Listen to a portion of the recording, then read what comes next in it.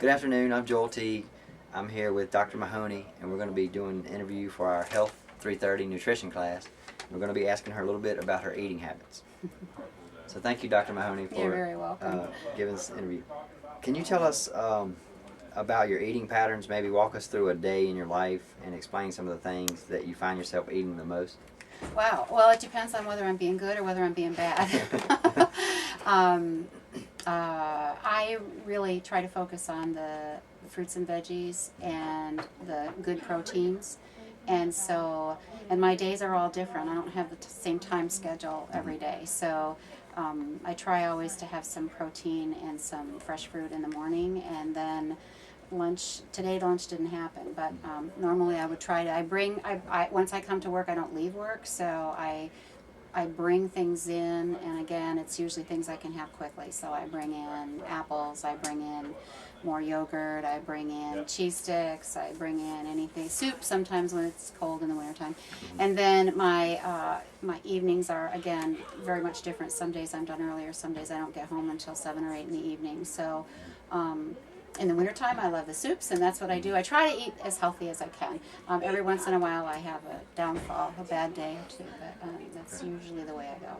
And do you drink mostly water, or do you drink sodas? A lot of water. Rarely sodas. In fact, almost never anymore. At one time I did, but I really don't anymore. Okay. Let's see. Do you think any of your eating habits are influenced by any of your past experiences? Oh, past people? absolutely. I grew up on a dairy farm. When you grew up on a dairy farm, I had a mother who cooked and baked every single day. We were totally self-sufficient, so we had all of our own beef, all of our own chicken, all of our own garden, we had orchards, and then what we didn't grow, somebody down the road did. So I ate very well, but I also had a lot of high sugar content foods that my mom would just keep baking. Mm-hmm. Yeah.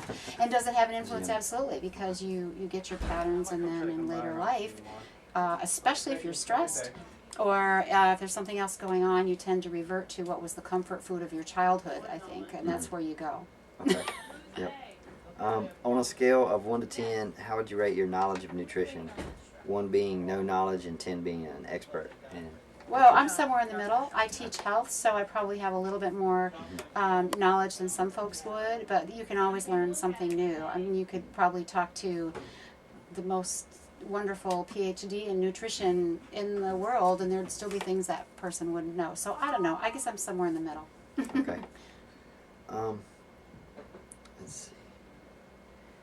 Based on your rating of nutrition, how would you say that you value your nutrition on a day-to-day basis? Do you think it's very helpful to you to make it through the day to eat correctly? Oh, absolutely. It's helpful just in the way your brain functions, and it's helpful in the way you manage, your body manages inflammation, and on down the line. It's very important for every aspect, which is why, we all need to keep trying to do that, to really be aware of it. And I am pretty much. Okay. Does God play any role in your eating habits, or in your health or eating habits? Sure he does, because I have always had a challenge with weight, to be on the overweight side. So there's that whole area of my life where I know I give that to God. 1 Corinthians 10:13 is a great verse for you to look up, because it talks about temptation, and you can use that with food. But even more importantly, He wired us. He wired us to need nutrition, to need the natural foods that He makes, and so consequently, because He wired us that way, we're honoring to Him when we eat appropriately. Okay.